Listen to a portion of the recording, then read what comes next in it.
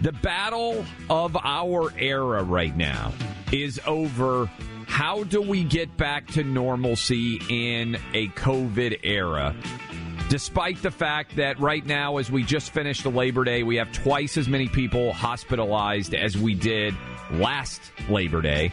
You'll recall that Joe Biden ran his entire campaign predicated on the idea that he was going to fix COVID and get us back to, quote, normalcy. That has not happened. And what's become interesting is two of the most, I would say, stellar advocates, battlers, if you will, over how exactly we are going to reconcile COVID in this country have turned into Florida Governor Ron DeSantis and, of course, the tin-pot dictator tyrant Dr. Fauci. And they went head-to-head talking about the data in a way, frankly, that usually doesn't get talked about. Listen to Ron DeSantis talk about the situation in Florida and also lay out that herd immunity has not occurred as a result of the vaccine. Listen to this. If you're going to force vaccine mandates on people, just understand that what the data is showing us about the vaccine. The data is showing us you're much less likely to be hospitalized or die if you're vaccinated.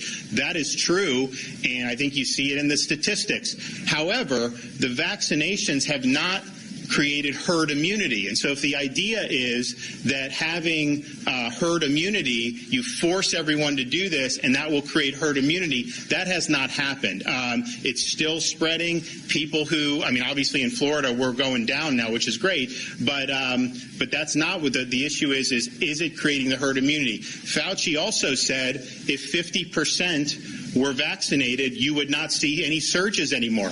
Well, that isn't true. So that is a strong case from Ron DeSantis there. Again, talking about data, which is not allowed most places. Of course, the tin-pot petty dictator tyrant Fauci was not happy with the fact that his own words were thrown in his face about if we had 50% of people vaccinated. And by the way, 75% of people 18 and up have now had at least one part of the vaccination. Fauci had to fire back at DeSantis. Well, that's not true at all. I mean, obviously, it's important for you as an individual for your own personal protection, safety, and health. But when you have a virus that's circulating in the community and you are not vaccinated, you are part of the problem because you're allowing yourself to be a vehicle for the virus to be spreading to someone else. So it isn't as if it stops with you. If that were the case, then it would be only about you. But it doesn't. You can get infected even if you get no symptoms or minimally symptomatic and then pass it on to someone who, in fact, might be very vulnerable, an elderly person, a person with an underlying disease. So when you're dealing with an outbreak of an infectious disease, it isn't only about you. There's a societal responsibility that we all have. Buck Sexton, your reaction to DeSantis versus Fauci? Why is Fauci on TV still every 5 minutes? We have a massive federal health bureaucracy. He's at NIAID, right? But under the umbrella of the National Institutes of Health, NIH, there's also the CDC. We talk more about the CDC, but somehow Fauci is still the face of all of this. Fauci is the face of all the failed policies. This stuff has not actually worked the way we were told it would over and over. Now, they could argue that in some aspects it's had some efficacy, depends on what mitigation measure we're talking about here. But, you know, Clay, our friend, I know you had him on the show on Monday on Labor Day, Alex Berenson, put out a great little quick cheat sheet. Because we often say here, how many times is Fauci going to be wrong before people say enough is enough? How many times do we have to see his predictions being completely false? And Alex pulled together in his Substack the following. I mean, here's Fauci, November 12th, 2020, Bloomberg. Fauci says end of pandemic is in sight thanks to vaccines. That was in November of last year, right? Right after the election, remember, Buck, when they miraculously could announce that the vaccines were ready, literally 2 days after the weekend of the election, right? I mean, it's crazy. Fauci predicts U.S. could see signs of herd immunity by late March or early April. That was December 15th, 2020 in NPR.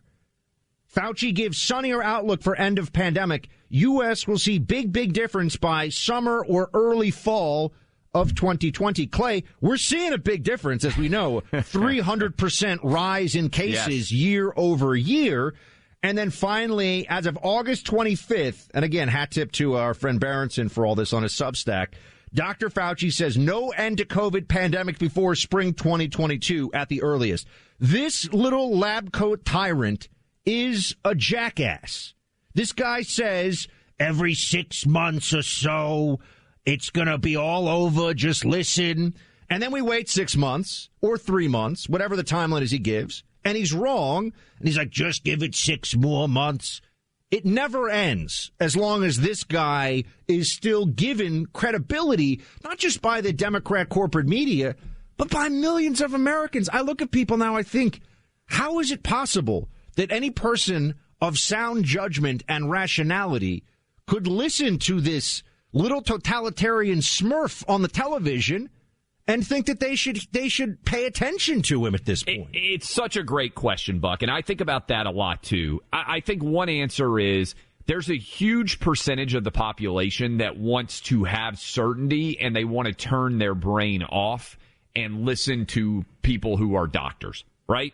And I don't know, you've probably heard it a ton. Every now and then I dive into mentions and see what people are saying when I'm sharing things, and one of the primary things I get is, are you a doctor? No, I'm not a doctor. But if I had wanted to be a doctor, I would be a doctor, right? I mean, this is, and I think this is an interesting response. I'm curious if you've thought about it a lot too. Buck, you're smart enough to have been a doctor if you wanted to be a doctor. I'm smart enough to have been a doctor if I wanted to be a doctor. This idea that only doctors are able to look at data and analyze it and make decisions that are smart flies in the face of all American public policy, because most governors and senators and congressmen are not doctors. But we elect people and we listen to people based on, Buck, whether or not we trust their judgment and their ability to analyze facts. And so this idea that you should have to be a doctor to look at COVID rates. I mean, Ron DeSantis is not a doctor. His analysis, by the way, he's a Harvard law grad, could have certainly been a doctor if he had wanted to be a doctor, is smart enough to have been a doctor. But he's smart enough to look at data. You and I are smart enough to look at data. And a lot of people out there aren't willing to look at data. They want to be led. They're comfortable being sheep. And that's why people are still listening to Fauci. You have this credentialed class in the country in particular. I mean, you're talking about a lot of MDs, and these are the blue check MDs that you see who make noise and go on MSNBC and post photos like the one that I sent you of the mom doctor with her 3 kids with masks and face shields on, as if face shields are meant to prevent, like they use them in some capacities in a medical setting. The actual splatter, it doesn't do anything about aerosolized virus. Wearing a face shield, it's like if you were a World War I infantryman and you put on a face shield to protect you from mustard gas, you were going to have a very bad day. Yes. It doesn't do anything. They must know this at some level, but they believe that by continuing to adhere to this, they not only give themselves meaning and think that they're more secure, Clay, they're also tying themselves to the rest of the smart people. It's not just virtue signaling. There's an intelligence signaling that they think goes on here. All the really, I mean, you're mentioning doctors and how, oh, you're not a doctor. All the super smart people out there believe Fauci, even though, of course, that's not true. There are doctors, epidemiologists that we've talked to, we've had on the show, from Stanford, from Cambridge, from all over the country, who will say that this is crap. And they're never going to admit, Clay, no matter what the data actually says, you keep saying, look at the data, that there's a very real chance that almost everything that the Fauciites have told us to do did nothing of benefit and was massively counterproductive. Theater. All cosmetic theater. I mean, I think that's what, like, you listed all the things that Fauci has gotten wrong. Here's a good question for people out there. What's he gotten right? Like, what has Fauci, beyond a shadow of a doubt, looking at the data, gotten right? I'm not sure, Buck, that he's gotten a single thing right. And I'm giving him credit for adjusting his opinions constantly, because originally, remember, he was like, oh, masks don't work. It makes no sense to go get masks. He initially, like, this 6-foot rule is total crap. Like, everything that Fauci has advocated, is cosmetic theater, and it is totally non-effective, ineffective, has had zero impact. I think Fauci has got one thing very right, unfortunately, and that is making it very clear to everybody in the Democrat Party that he's effectively a Democrat operative in a lab coat and believes in authoritarian bureaucratic control of the American people. I think he played the politics right. You know, this is a guy who was somehow in the Trump administration in charge of the awful Trump response, they say, right? And we know, of course, not true, but managed to not only keep but really elevate his job in the next administration. Well, why is that the case? How does that make, whatever happened to Deborah Birx? Remember her? Well, she threw a big party at home and she told all of us not to see our relatives over Thanksgiving. That was kind of a bad move. And then she just pieced out, though. But I do think it's an interesting question, Buck. And I don't know that we'll ever get the actual data.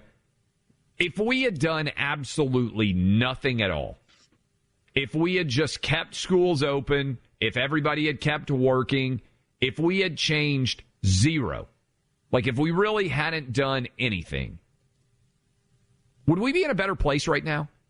Because if herd immunity is the way out, Buck, and that's really what DeSantis was arguing, and if we aren't going to get herd immunity through vaccination, which I think the data reflects that we're really not, ultimately everybody's going to have to get this, or enough people are going to have to get this that it's not spreading widely. And we get actual herd immunity, which is, by the way, we're trying to induce essentially an artificial herd immunity through the vaccination process, not through the actual contact. I mean, the mRNA vaccine works by, the spike protein, and this is a level of science that, is legitimately not something that that folks like me understand, but you do know that it's different than the T-cell immunity you get from your immune system actually dealing with the virus. But Clay, to the point about what would happen if we had basically done nothing or done something close to nothing.